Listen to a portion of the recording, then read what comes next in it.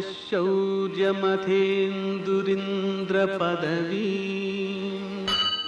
సన్మంగళం మంగళం. శ్రీరామచంద్రశ్రితపారిజాత సమస్త కళ్యాణ గుణాభిరామ సీతాముఖంభోర్హచంచరీకో నిరంతరం మంగళమాతనోతు. ఆపదామవహత్తారం దాతారం సర్వసంపదాం లోకాభిరామం శ్రీరామం మోక్షదం తం నమామ్యహం. నేటి కాలమాన విశేషాలను గమనిద్దాం. స్వస్తి శ్రీ చంద్రమ నందననామ సంవత్సరం ఉత్తరాయణం వసంత ఋతువు వైశాఖ మాసం శుక్లపక్షం బుధవారం. సూర్యోదయం 5:53 సూర్యాస్తమయం 6:33. తిథి ఏకాదశి రాత్రి 10:42 వరకు. నక్షత్రం పుబ్బ సాయంకాలం 4 గంటల వరకు.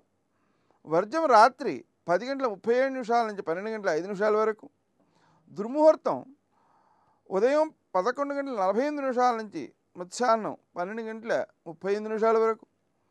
అమృతకాలం ఉదయం 9:56 నుంచి 11:27 వరకు. రాహుకాలం బుధవారం కాబట్టి మధ్యాహ్నం 12 నుంచి 1:30 వరకు. నేటి విశేషం ఏకాదశి. ఏకాదశ్యాం అఘం భుంక్తే. ఈ రోజున ఉపవాసం ఉండడం చాలా శ్రేష్టమైనది. విశేషించి ఏకాదశి తిథికి యముడు అధిపతి అండి.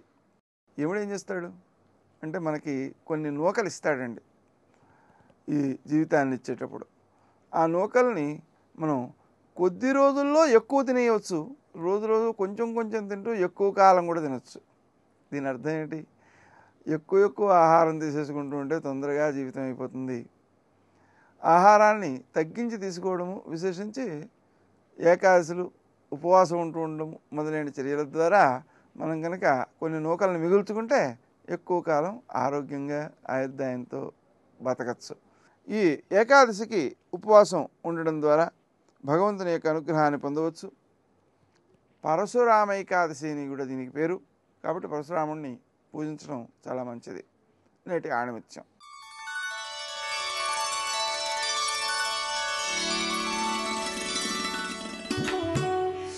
నీవు ఇతరులకు చేసిన ఉపకారాన్ని, ఇతరులు నీకు చేసిన అపకారాన్ని రెండింటినీ మర్చిపోవాలి.